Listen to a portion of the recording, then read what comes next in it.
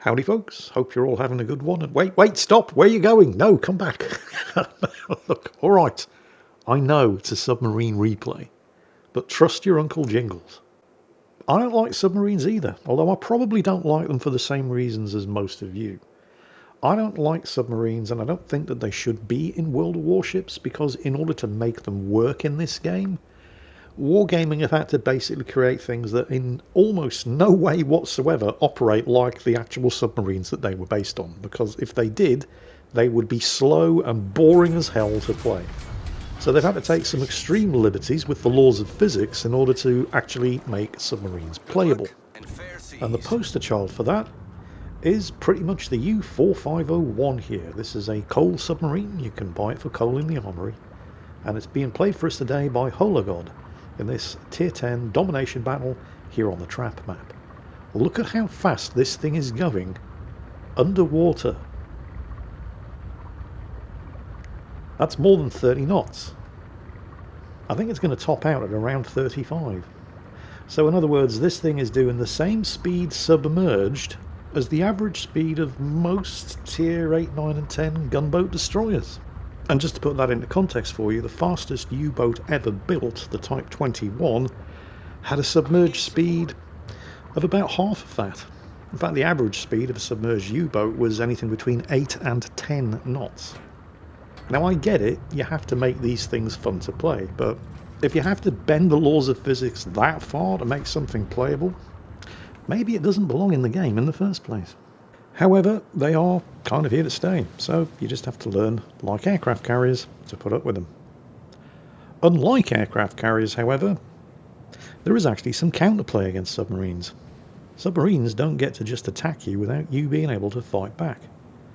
Although I think there is the perception that submarines get to attack you without you being able to fight back, and that comes from just a misunderstanding of how submarines work. So in order to give you all a better idea of how to defend yourself against them, and also because this is just an amazing replay, Hologod here is going to demonstrate how to U-4501. So he's flipping the cap here at Alpha, but somebody else has just slipped into the cap circle with him. Hologod's stealth, which is actually the best of all the German U-boats, is 5.4 kilometers. He's just popped his hydrophone because he knows there's somebody else in this cap circle with him. Now obviously he could massively improve his stealth if he would have dropped a periscope depth, but you can't cap when you're at periscope depth, and I believe your view range is also restricted. Oh, there we go, he's in the cap with an enemy submarine. So what I believe, I don't know for sure, it seems logical, but I don't know. What I believe he's going to try to do here is spot that enemy submarine, so his teammates can depth charge it, and then... oh, actually, no, doesn't matter. Cap circle is clear. He's now solo capping. So there is an enemy submarine over here. It was capping, but it didn't like its chances, and it's bugged out. Now, the U-4501 only has homing torpedoes. Now, they're not heat-seeking missiles, although they are fast with a speed of 82 knots, but they're not that maneuverable.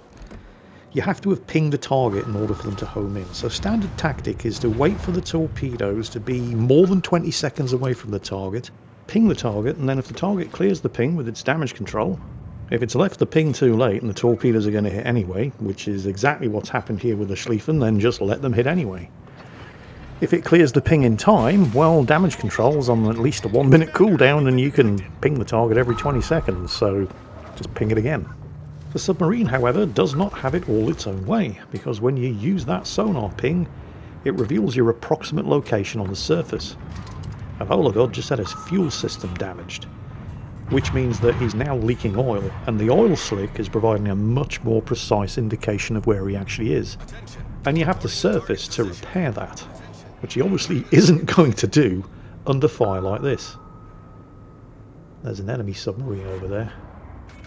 Oh, by the way, the U-4501 has 4 bow torpedo tubes, but it has 6 stern torpedo tubes. Although it can't launch more than 3 at once from a side. But it does have a very good rudder shift, and is quite manoeuvrable underwater. So it can be extremely hazardous to your health chasing after one of these things. Oh, and it has a repair party as well, which I think is unique amongst submarines. It's certainly unique amongst German ones. How's that Schlieffen doing?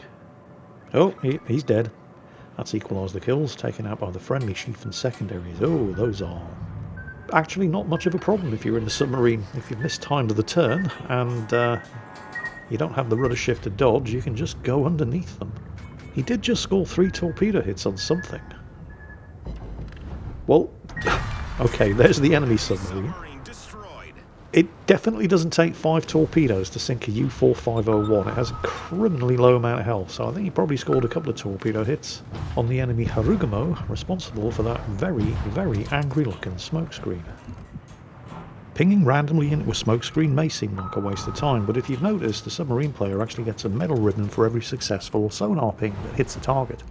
Sure enough, there's the Harugumo. The enemy U-4501 that Hologod just sank is not very happy with that Harugumo. You can see him there in chat, calling him a pussy, saying he's going to die soon, and telling everybody his location. So, I mean, you know, it's a bit like shutting the barn door after the horse has bolted because, well, we can see him. But that doesn't make the U-4501 any less of a twat, though, does it? Be nice if they could kill the Harugumo, though, because it's the only other thing threatening this cap circle. And these are good torpedoes. I mean, a top speed of 82 knots, which is not slow. And the Harugumo, if he has any sense whatsoever, is going to be motoring on out of there. But the Harugumo is not fast. It only has a top speed of something like 35 or 36 knots. Obviously, more with the speed boost and a speed flag. But the question is he fast enough? Because these no, he's not. That's 3 torpedo hits. Oh, and those 3 just missed. Oh, wait, no, he got him. Oh, it's all good. Nice work. But yeah, I mean, many good things about these torpedoes. They're homing torpedoes. They're very fast with a speed of 82 knots. But they don't do a huge amount of damage. They're kind of like the pan-European torpedoes in that respect. But they also only have a 10-kilometer range. So if you're in anything fast, and the Harugumo, while it's not slow, is not anything fast either, if they launch from far enough away, you can just outrun them. Anyway, now that the entire southwestern, in fact the entire western end of the map has been cleared of the enemy, how are we doing? Well, the kills are even, and they did have a 1 cap advantage, but the enemy Libertad, if you look at the mini-map over there, is now flipping Charlie, which, given the locations of the friendly Christopher Colombo Zao with U-24501, is extremely brave of him. Although he is dropping what appear to be some pretty accurate depth charges on the U-2501. Hologod popping up to periscope depth to acquire the Minotaur for his teammates, who obviously knows he's been spotted and has popped his smoke screen. Initially, got his location by using the U-4501's hydrophone to reveal the location of nearby surface targets. Oh, and he's gotten spotted. Scored the 1 torpedo hit, but you do not want to be getting shot at by a Minotaur when you only have 14,000 hit points maximum. And again, it seems like the slightest hit on this thing causes an oil spill. So again, he's forced to stay on the surface, where this thing is ridiculously vulnerable, in order to clear that oil spill and give him a better chance of avoiding any incoming depth charge attacks. Or 152mm shells from the Minotaur. He's managed to go undetected, so he's going to risk it for a biscuit. And he's surfaced again because it's vitally important that he keeps the Minotaur and the hull's been sunk. Excellent. Grosser curve first setting on fire. Although the team have just lost the Zao to the Libertad. It's funny, I was expecting that to be the other way around. A Libertad just burnt a Zao down. That's got to be the ultimate humiliation for a Zao. Burning to death. Oh, how the tables have turned. But Hologod here basically doing a great job spotting the hull and the Minotaur. And the team doing an equally great job sinking them. The hull's down. And these torpedoes are looking pretty spicy. Oh, they missed! Well, bugger me. Not literally, because that would hurt. But the Minotaur's gone away. And the enemy team have 2 of the cap circles. The Libertad, against all of the odds, not only sank the Zao and flipped the cap, but he's also chased the Christopher Columbus away. I mean, the Libertad's a good ship. It's a very good ship, with amazingly good secondaries. And again, to be fair, he didn't do it alone. There's a USS Hull, and there was a USS Ohio up there as well, but oh, how the tables have turned. They're now 1 kill and 1 cap circle behind, and well, I mean, there's not much difference in the points, but when you're a cap and a kill behind, the points difference isn't going to be getting any better anytime soon. And because it's a World of Warships replay, you can never tell from a quick look just exactly which score belongs to which team. Oh, okay, the scores are actually accurate. The enemy team are ahead. Hologod may have actually committed a slight error there. He was momentarily contesting this central cap, but the Minotaur is in here. He's actually on the other side of that island. And if the Minotaur was paying attention, he might have noticed that something just entered the cap circle with him, and it's not friendly. He's popped his hydrophone, but it hasn't revealed the location of the Minotaur. He was expecting the Minotaur to be lurking in wait on the far side of the island. The fact that the hydro did not reveal its location means that the Minotaur, because he knows what's good for him, has gotten the hell out of there. So that island at least is going to be clear. Back up to periscope depth to see what he can see. Doesn't need to worry about Minotaur hydro because he knows the Minotaur isn't there anymore. And yep, there he is. Still technically inside the cap circle, still contesting it, but making Billy big steps to get the hell out of there. Into cover. In fact, he knew he was spotted, so he's not taking any chances. He popped the smoke, but it was a fraction of a second too late. The Christopher Colombo had enough time to take him out before he could take advantage of the smoke screen and duck into cover behind the island. So the kills are once again even, and the team are once again ahead on points, but there's only 10 points in it. And now they're battling for possession of this central cap. The sonar pings, of course, are given a precise location for the aircraft coming in and dropping the depth charges on him. Well, for any follow-up aircraft coming in and dropping depth charges on him, because that first set of aircraft were on the way before the sonar ping went out, I think. 4 more torpedo hits. That is a very unhappy Ohio. The depth charges have sprung a leak and his fuel system's damaged again, but as long as he remains on the surface he can repair the fuel system. The flood's about to be brought under control. The problem here, though, is that in order to win this battle, they must either at least keep this central cap contested, preferably take it, and either sink or drive away any enemy ships in this cap circle of Bravo. In order to do that, while he is technically undetected, the whole time he's pumping these torpedoes out, every time, because these are homing torpedoes and they can't home unless they have a ping, every time he pings he's telling the enemy team where he is and where to send their depth charge attack planes. Not like an aircraft carrier where you can see the aircraft coming in but you can't do shit about the carrier that's launching them. You can counterattack a submarine even if you can't see it. Speaking of which, oh, those depth charges are awfully close. That's going to hurt. Yeah, that hurt. That's half of his health. And an instant fire. There goes the damage control. And he is now, of course, spotted. And that's a destroyer. That's really bad news.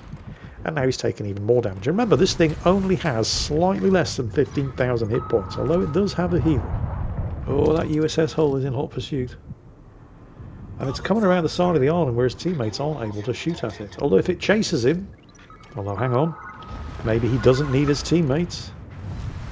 You have got to be kidding. 2,500 damage from 3 torpedo hits. That has got to be damage saturation on the bows of the hull. Initially, because I don't really know that much about how submarines and submarine launch torpedoes work, I thought maybe it was minimum arming distance as well, but the U-4501 has particularly short minimum arming distance range. But then I looked into it, and if you're inside minimum torpedo arming distance range, then just like every other type of torpedo, they just don't do any damage at all. But after further investigation, I discovered that torpedo hits from submarines into the bow or stern of a ship only do 16.5% of their alpha damage. So if that happened in a damage saturated section, yeah, that would explain 2,500 damage from 3 hits. He's definitely too close to help out. Okay, it's all good. He was too close to help out the friendly gearing against the USS Hull, but he didn't need to. The gearing took him out, with torpedoes no less. So they now actually have a kill advantage, although looking at the hit point totals of the Grosser Kurfürst and the Christopher Colombo, they might not have that. No, there goes the Christopher. To be fair, he has been on very low health for a very long time, so he did well to survive as long as he has. But that Libertad has been playing an amazing game. I would not be surprised to see him at the top of the team list of the enemy team at the end of this battle, regardless of who ends up winning. And there goes... Oh, wow, that's actually the USS Hull. The USS Hull took out the gearing. The hull got torpedoed by the gearing like nearly a minute ago, and it took this long for the gearing to burn down from the fires set by the hull, so there's a flesh wound award there for the hull. There, however, is the kill on the Libertad, but immediately followed up by a torpedo kill from the surviving enemy submarine, the Balau, on the friendly Grosser Kurfürst. Hologod just took a big-ass hit there from something. Fortunately, this thing does have a damage repair party, That's going to get him back up to around about 50% hit points, which on this thing is not a lot. It's about 7,000. Some useful intel there in chat from the Christopher Colombo saying the sub last spotted in grid reference D5. Although if you look at D5 on the minimap, you'll see, or you won't see, any last reported position for the enemy below. Which means that the Christopher Colombo didn't actually see him, but he probably saw a sonar ping in that location. Still, good to know. Meanwhile, Hologod, who is flipping the central cap and will have it claimed in just a couple of seconds, is begging the friendly Shimakaze, his only surviving teammate, to hook his ass up around to the north and take the cap circle over there at Charlie. Which seems like good advice, because, I mean, they're only 20 points ahead. It would be extremely wise to consolidate that cap lead by taking the cap at Charlie, and the Shimakaze is fast. He could be up there in a minute. The Shimakaze is, of course, just doing his own thing. Yeah, he wants to sink himself a battleship. I mean, not a terrible idea. The thing is, he's running the risk of getting himself spotted by the Belau, and that's a Mecklenburg. And the secondaries on that thing don't take no shit from no destroyers. Now, true, we don't know where the Belau is, but the Christopher Columbus literally just told us that he last saw his sonar pings up in grid reference D5. And looking at the Shimakaze's position, he's playing an awfully dangerous game with a submarine that could be spotting him for that Mecklenburg at any second. If we see the Mecklenburg secondaries firing, we'll know. Somebody's spotted the Shimmer, and it's probably not the Mecklenburg. Except, plot twist, the Shimmer has been spotted, and it was by the Mecklenburg. There in chat, the Christopher Columbus. We didn't see it happen because we were submerged. The Shimakaze started shooting at the Mecklenburg. The Christopher Columbus is there in chat. Shimmer, why did you open up? Smoke up. Hide. Do something. Do anything. Just don't die. That battleship has 24 128mm secondaries, and they all have a 12.6 kilometer range. Oh, and there's the small matter of the 16 305mm main gun batteries. The Shimakaze thought he could take that thing in a gunfight? I think not. Those were some good torpedo hits, though. Speaking of which, just saw some enemy torpedoes going by. I think those were the Mecklenburgs. It does have a quad torpedo launcher on each side, 533mm torps, but they only have a 6 kilometer range, so they're not going to hit anything. Important thing to note here, by the way, when you're on the receiving end of a stalking submarine like this, because your damage control to clear the sonar ping has a much, much longer cooldown than the sonar ping. But look at what the Mecklenburg's doing to mitigate against the incoming torpedoes. Remember, when he was broadside on, he got spanked to within an inch of his life, but he turned bow in, and that does two things.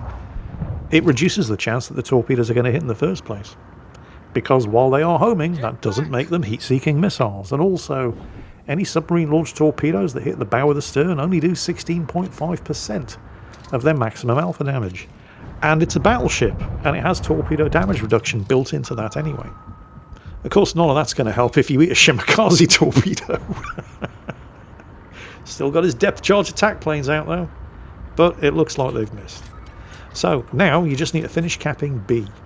And the Belau did pop up, by the way. And Hologod is advising the Shimakaze, now you can get into the cap circle and help him cap. Because the Mecklenburg, probably with the Belau's help, because he was detected, which means he must have been on the surface, have flipped the central cap. And there's only a 40-point-ish difference. So everybody who's still watching what's going on and haven't quit out to play the next battle is yelling at the Shimakaze to get his ass into that cap circle. Hologod's low on battery, he's going to have to surface soon. There's just slightly less than a minute and 20 seconds of this battle remaining. They're definitely going to be able to contest the cap, and probably they'll be able to do it before the enemy team overtake them on points, and that's really all they need to do. They've got like a 25-point advantage right now. The Shimakaze's about to cross over the border. There it is. Okay. Contested. In fact, they're flipping it. Which, well, it doesn't mean the Belau isn't inside the circle. It just means it's not on the surface. It could be in there at periscope depth. Well done, Commander. Oh, torpedoes. It's in the circle at periscope depth. Oh, this could be really, really bad because that'll flip the points and... No damage. I don't know what the Balau's torpedo's minimum arming distance is, but it's obviously more than that, which means the Shimakaze is steaming straight towards the Balau, and it's inside the minimum arming distance of its torpedoes, which should give the Shimmer an excellent chance of getting a depth charge kill. Oh wait, he's on the surface. They're contesting that. There he... What? How can he have launched torpedoes from over there? I don't understand why those torpedoes didn't do any damage to the Shimakaze, but the Balau was on the surface. There's the sonar ping, and if you see the ping, that means the torpedoes have already been launched and are on the way. If he sinks the Shimakaze, it's game over. Timer ran out, team's ahead on points. Sinks the Shimakaze anyway. A desperate last-ditch attempt to throw there by the Shimakaze, but he was just a couple of seconds too late. Never mind, he'll throw it next time. And that, kids, was something that I think I've only ever seen once before in 10 years of playing World of Warships. A 4,000 base XP result for Hologod in the U-4501. And as predicted, commiserations to the enemy Libertad, who managed to get nearly 1,600 base XP on a defeat and was quite comfortably top of the losing team on experience earned. Hope you all enjoyed it. Those of you who are still here and didn't click off right at the beginning of the video when you realised it was a submarine replay, I think you'll all agree it was definitely worth it. As always, take care, and I'll catch you next time.